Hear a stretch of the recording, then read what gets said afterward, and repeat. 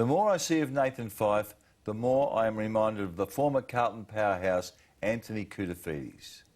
It's coming up 10 years since Kouta slipped quietly into retirement after his spectacular journey in football. We miss him. Thankfully, we have Fyfe. Hi, Anthony. Is the comparison appropriate? Oh, look, I must say sometimes I do look at him and think he does some of the things that I used to do. Probably does it a little bit better than myself, but just a wonderful player to be able to play, you know, not just solely midfield, but can run in defence and take a mark and throw him up forward and take a mark and kick a goal. He's a wonderful player. He's 1 centimetre shorter than you and probably 6 or 7 kilos. Yeah, less. He looks bigger, actually, Mike. When I watch him play, he looks like he's really solid. And I met him maybe 3 years ago and had a photo with him. He actually looked taller than me. So the boys seem to be getting taller and taller through the midfield now. The modern game, do you watch it? Not a lot, Mike. Sometimes I try to watch it, and if it's a good game, I'll watch it. I mean, the grand final was fantastic last year, but I don't have a real keen interest in the game as much as obviously what I did before, but I still would love the game. Do you? Is that true? Do you mean that? In my heart of hearts. I mean, this game was something that I dreamt of as a young kid and was able to play at the elite level and represented what I believe was the greatest football club back then. So I'll never ever forget the time that I had as a footballer, and sometimes, of course, I do miss that game. It's that having the teammates out in the field with you and going to battle and winning the game and the supporters coming after you, you know, asking for autographs. I'll never ever forget that. We're going to get to that. Yeah. We're interested in what's happened since you finished. You're a massive name in football in this city and in this country. How have you coped with life as a private citizen?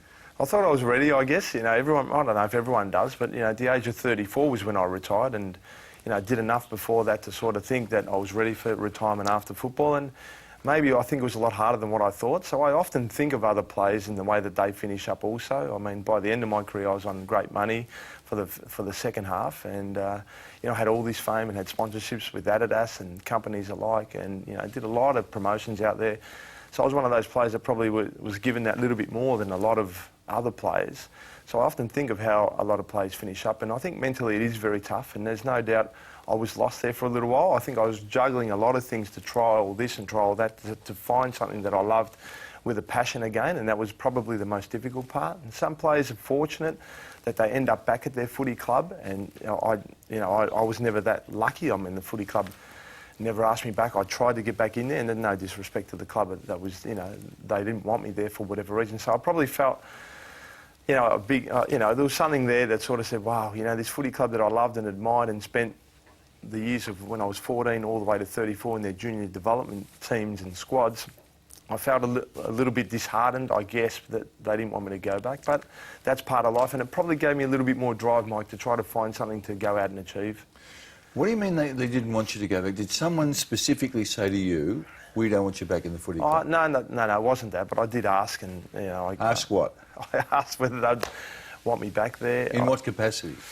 Just as part-time role, I wanted to work with any player that, you know, they felt like maybe was on the fringe, and maybe through my experience of playing in defence and forward and midfield and in the ruck and all that maybe I could, you know, have something there to be able to help them, maybe guide them along the way to maybe becoming a bona fide senior footballer.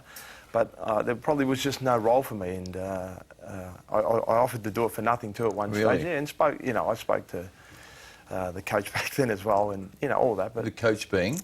Brett Radden. Mm-hmm. So, yeah, there was nothing there for me. So it was probably a little bit hard to maybe accept, but I totally understand. I mean, if there's no position, there's no position. Who am I to go back in there anyway and ask? But you'd been 20 years in the bubble, hadn't you? You started with Carlton at 14, finished at 34.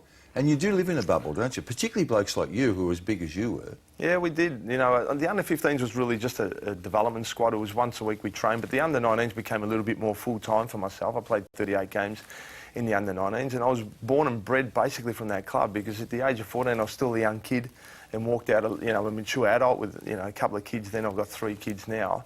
So I spent a lot of time, and we do live in a cocoon. You know, it's just the greatest period of my life was throughout the 90s, when I got to spend time with some incredible elite athletes and professional footballers and leadership at that football club. When I walked through those doors as a young kid, I just was surrounded by incredible leadership and led by Stephen Kernahan, and you know, all his lieutenants, you know, around him as well. So we did live in that sort of way, Mike, and you never envisaged yourself as retiring and finishing, because my entire life was just sport, footy. Mark Robinson did an interview with you in the Herald Sun in 2014 in which he touched on depression. Now, it seems there's still this resistance for people to admit that they might be suffering depression. You said maybe. Do you think you were depressed at the time? I think I definitely didn't need medication, Mike. I think it was more that I was in a lower period of my life and really trying to find my way. But it was nothing different from what I hadn't experienced throughout my football career. I mean, I had lows throughout that too. But you also said in Robbo's article, which is 3 years ago, that you couldn't get out of bed some days. Yeah, I had health issues then, Mike. It was 2010 for the first time. Like physically or mentally? No, physically. Physically, I struggled. I'd sleep 11 hours a night, and I think a lot of people go through that. It's not like it's anything unusual, but, you know, I'd get home from work, sleep on the couch, and I'd stop training at that period. So I had a few health issues. I was really concerned, you know, for the first time, and, you know, it was a difficult period. It really was. Here's one of your quotes. I was searching for something to inspire me again. You're in your mid-30s. You just wonder what you're going to do. And then you said maybe it was depression. Yeah, I said that. I think Robbo in that article was saying, by the sounds of everything you're saying, it sounds like you were depressed. And I said, maybe my ego, maybe it's just my belief. I don't think it ever was depression. I know there's a lot of people that suffer it really seriously out there. And I'm not one to say that I was depressed. I never went on medication. However, it's no different to anyone being in a working environment, Mike, for 20 years and then the work saying goodbye. But I always reflected back to my father in the period that when I lost my father in 1998. It was the most difficult period of my entire life. And I believe now in life, if I can push through that, which I did, and if we talk about depression, I was probably depressed back then, but probably didn't want to face it also. But, you know, I believe now I can get through anything, you know, being able to push through the death of my father, which probably took me 12 months, I think, to try to get over. It wasn't a day that went past that I didn't think of him. Your father died of cancer, your father Jim. How long was that struggle for him, and how long was your football affected? Oh, to be selfish, not long enough. It was at the end of 1997 in December. He got diagnosed, and by March of 1998 he passed away, and it was a really difficult period, Mike. I struggled to sleep, in all honesty, and I didn't really want to be at training, and I think Parko knew, although I was there at training, I wasn't mentally there. I was more just thinking about my father, and I wanted to spend every second that I could with him. He was a guy that I idolised, a guy that was a comedian in our family. You know, he came up through a pretty difficult upbringing too. You know, had to flee. He was born in Egypt and had to flee Egypt at the age of 22 and leave his family behind and not see his father again. So, you know, I always remembered that, and he was a character at the Layla Football Club where I played with also, and around our area of Layla Thomas. I'd go to Layla Plaza and ask people, do you know Kuta? You know Kuta? And they'd go, yeah. He'd go, that's my son, you know. People tell me these things. So he was a character, and to lose him was very difficult for me. I used to drive Mum and Dad to the games, Mike. Being a good European boy, I was embarrassed about it, but it was something, yeah, it was just something that my mum was like, no, you must drive us. So I just did it because, you know, it's out of the respect for Mum and Dad, and, you know, as the other teammates are turning up with girlfriends and teammates, there I was with Mum and Dad. So the year that he wasn't there... Nice touch. Yeah, the year that he wasn't there, 1998, being in the car was... My focus was just thinking, I wish he was there. So how old were you in 98 and how old was he when he died? I was 20, I think I just turned 25. He was 58. He just turned 58, basically. So he was still pretty young, you know. What sort of impact on your football? When you were going to the football in those days, and you were so important to Carlton, when you were walking into the ground, were you focused on, could you focus on the game? No, I couldn't. It was a really difficult period, as I said. I mean, in the car, thinking that my father was there one year and the next year he's gone. It was really hard for me and hard for me to believe, and all these questions went through my mind, and I lost my way.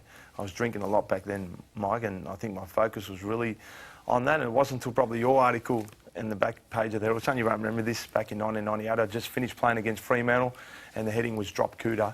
Really? Yeah, I didn't like it then, Mike, but I got to understand that it was the truth, but it was an honest article by you, and something for me to make me realise that I have to change my way, and if it wasn't for my family, my good mate Sash, and you know, Wayne Britton and Barry Mitchell and David Parkin in that period, who made it a lot easier for me. And the club were fantastic to me, Mike. They could have easily dropped me and never did. You mentioned Parko. Your early relationship with David wasn't healthy, was it?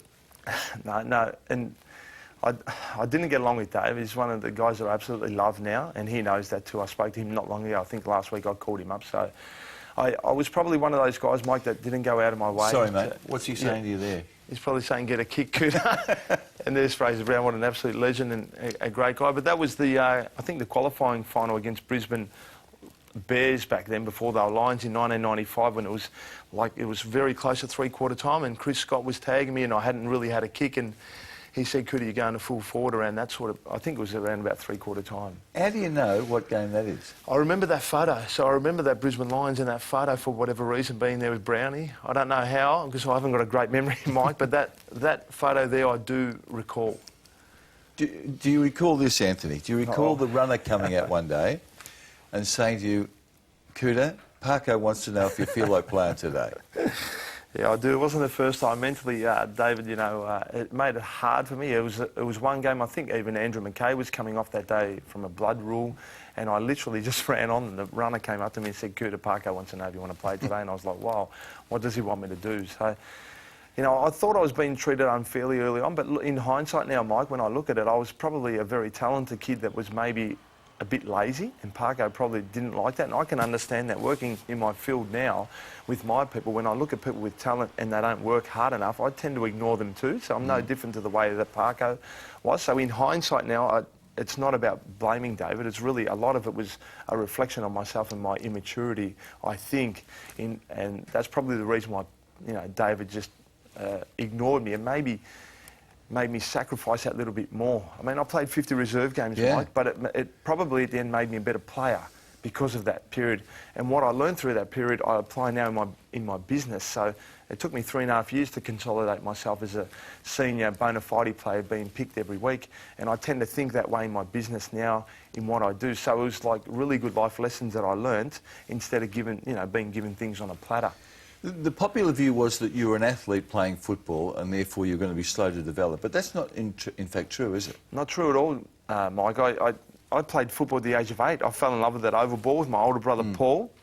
And we went down to a local footy club. Mum and Dad didn't want us to play. And we said, we are going to play. We had a great Australian family that used to take us to the game. So ever since I was young, I started playing football. That was football in the winter and athletics in the summer. And I did that all the way through until I committed at the age of 17, signing my first contract for the Carlton Football Club. But I played 2 years in the development squad at Carlton under 15s. I made the Victorian team under 15s.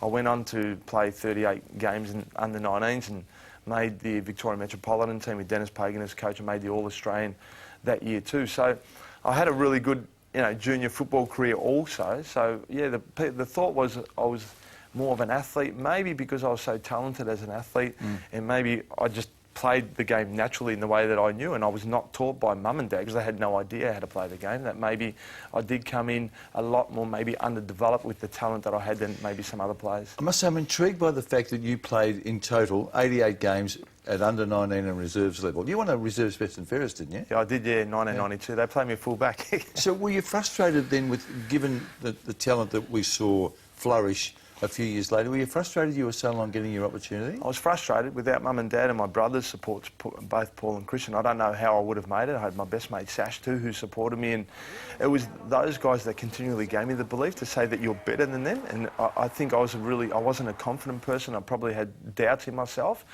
And everything that I tried to do, I just always had setbacks for whatever reason. So it took me a long time to become that player that was picked every week. But when I got that opportunity, I was ready for it, Mike, and I grabbed it. Parko says, as Parko does, he gave up on you after 4 years and virtually hand-passed you to Wayne Britton and Barry Mitchell. Is that true? Yeah, when Wayne Britton came to the club, I was just a wonderful man. And when Barry Mitchell retired too, he was always on the phone to me to tell me what I needed to do to improve my game. And those two there were probably the first two guys, apart from Rod Ashman, who was fantastic also as a seconds coach. Yeah, when I first started. So they were the two who grabbed me and said, Cooter, this is what you've got to do if you want to become an elite AFL player. And because they grabbed me and, they embraced me, I embraced them. And everything that they said, I just went, OK, I'll do it. Whatever you want me to do, I will do. And it was those guys that really took my game to another level. And, they sat with me and did extra work with me and really understood the way that I could play to maximise my potential. Did you not see the psychologist, Anthony Stewart? Yeah, I got dropped in 1994 for 2 games and they sent me off to Anthony Stewart. And were you happy to do that? Happy to sit down? I was willing to do anything, Mike. I remember crying, at one stage there, Mum and Dad saying, I don't know if I'm ever going to get a chance or an opportunity to be able to play, properly as a senior player. So as soon as they said go and see him, I didn't hesitate. And Anthony Stewart was fantastic. The words "I can," "I will," "you just watch me," which I apply nowadays also, were the words that sort of really had a major impact in my life. So when we watched you in the mid-90s, it looked like you believed you could just do anything. Yeah. And you obviously you did. I don't know if I believe, but I just went out there embarrassed not to play well, Mike. So I just did everything that I could to play good, and I think when I played with just my, just my football ability, and just let myself go, I could play the game. And once I realised that, then I got a little bit better and better. A little bit. Yeah. Anthony, we've talked about your relationship with David Parkin. What about your relationship with Dennis Pagan, the man who made you captain of the Blues? Well, our relationship was okay. Was it? Like, yeah, he's a pretty funny character. He was my coach at Till Cup back in 1990, I think it was, and so I admired him from afar. He had great success, enormous success at under-19s and reserves at Essendon. Won a premiership. I don't know how many premierships he won with under-19s, but then, of course, seniors he won 2 throughout that period in the 90s. But it was just a period, I think, at the club that, we were never going to go forward with, with his coaching style. It sort of never advanced and kept up with maybe the game and the way that it was evolving. But he gave his all. Like, he was a hard worker, Dennis, and he would get there early. But you and he fell out, didn't you?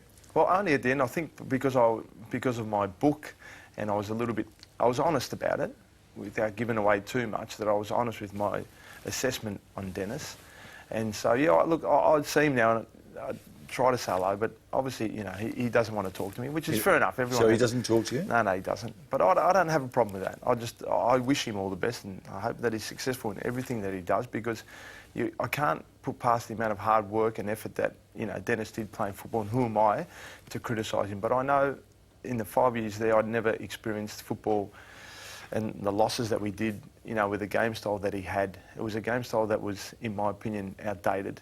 And it was the only way, really, I guess he knew how to coach. So as much as we tried to, help cause, at the end of the day, he had his own belief in it. But Did you tell him that at the time? Oh, we tried to. I mean, Dennis was set in his way, and there wasn't much that he would listen to a point, but then probably that was it. So it was a difficult period, Mike. You can imagine the success that we came through in that period there. When they were dark days, weren't they? They were dark days. They were probably a period in my life in here that I'd rather forget when I think of football.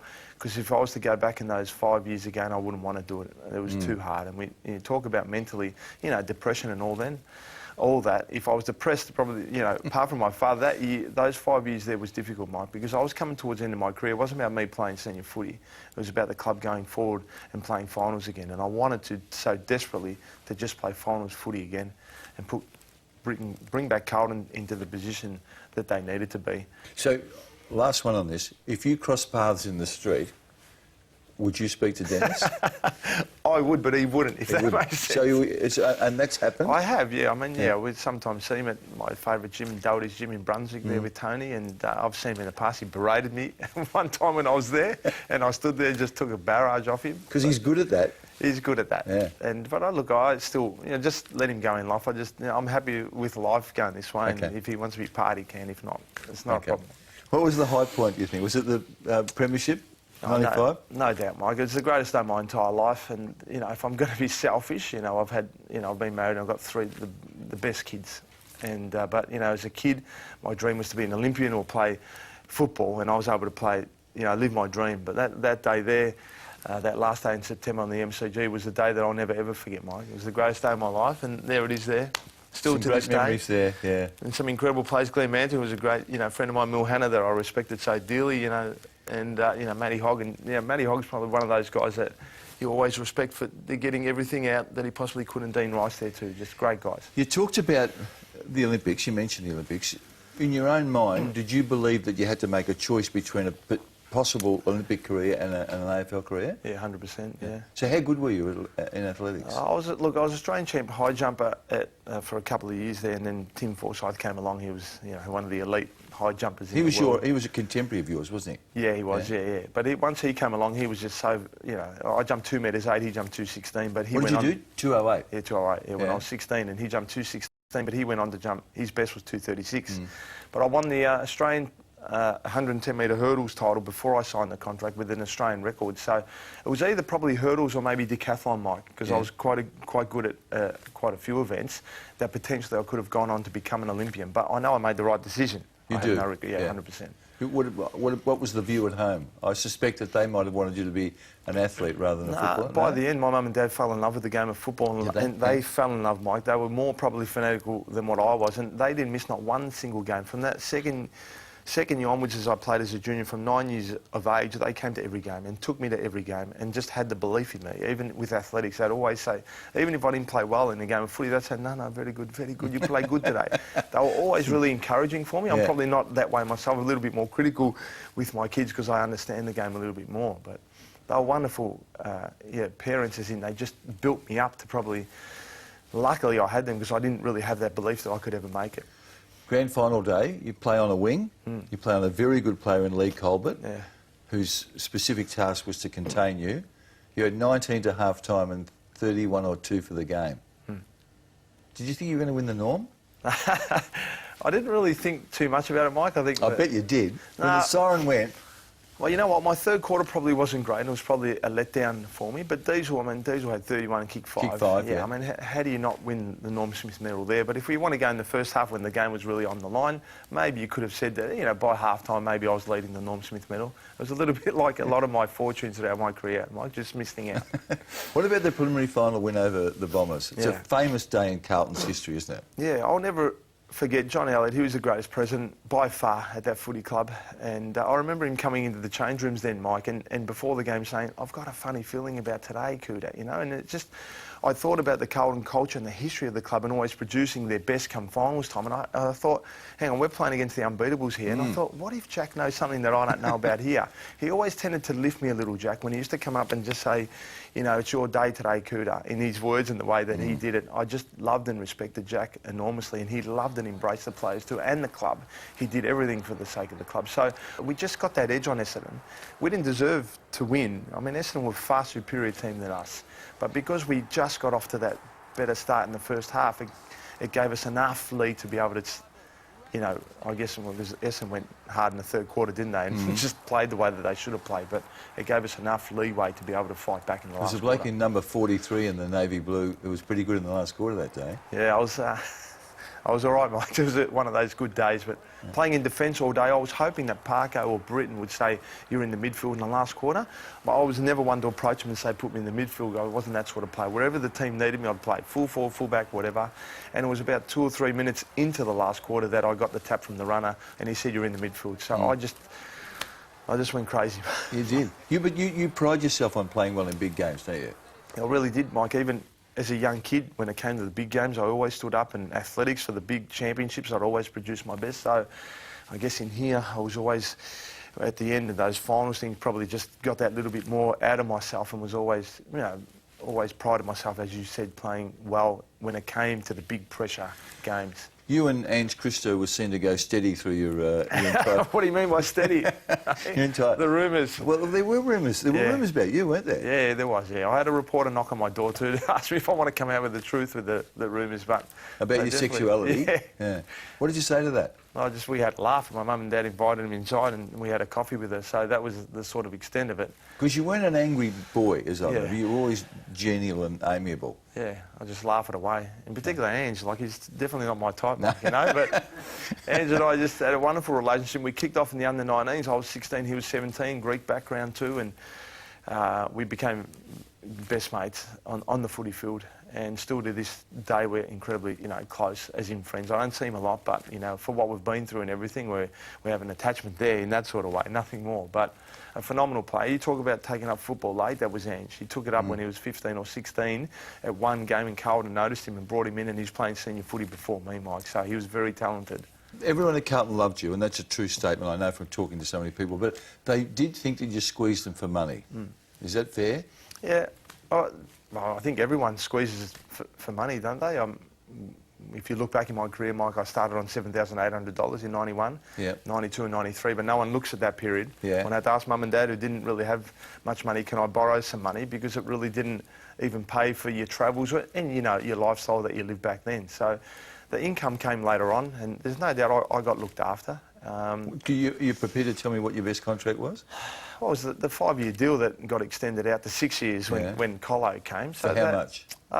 It was around about that $5 million over the 6 years, I think. I can't. Don't quote me on that, Mike, because I'd have to go back. But it was a substantial amount. But there was a lot of deferred payment included into that contract too, which, if we went back, it got a little bit complicated with my manager. But all the club board knew exactly what was going on. So the deferred payment from 2 to 3 years prior sort of ended up into this 5-year deal, which later on, I had to take a pay cut, which I'm happy with, Mike. Okay. So, without labouring the point, Anthony, the 6-year deal was worth roughly $5 million, right?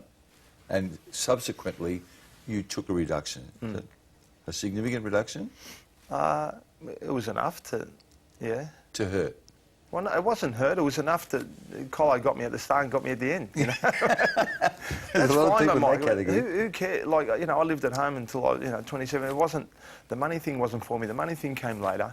Did the money allow you to build something for your post-football career? Yeah, I was lucky I had, enough that I earned in that second half of that period to have enough behind me to move forward, 100%. If I didn't have anything, it would have been an even harder period for me, Mike. When you were a bit lost, Anthony, what got you back on track? Who or what got you moving again? I fell in love with a company called Herbalife, the nutrition and that health and fitness, and me being through everything that I have been through, to go out there with a passion again. And I've got some goals and everything like footy now again. I've got a vision. I want to go out there and help as many people as I possibly can who are suffering. I have a lot of knowledge throughout my career, Mike, through fitness and nutrition and everything that, mentally as well. So we work on the mindset part as well. And when I found that nutrition had such an impact on me, I just went out there and started working. And now I live a lifestyle from home. I travel the world and I get to spend more time with my kids, which is really important for me. But I've helped hundreds of people. So have you got a franchise, have you?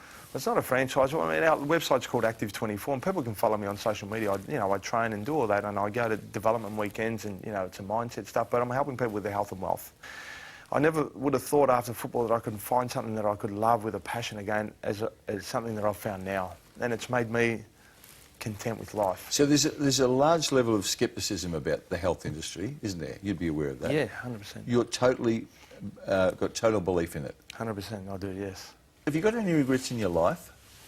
I don't know if I got regrets, Mike. I mean, obviously I had injuries throughout the peak of my career that, afterwards people always said you were never the same. And, obviously on paper I wasn't, and I definitely couldn't do some of the things I did previously. So, but then if someone said to me, you're going to play 278 games and win a couple of best and fairest and all Australians, I would have said, thank you. No, of course you would. But then you got there, and sort of sometimes you look back and sort of say that you weren't fairly treated in some area, but you don't have that. There's nothing like that. No.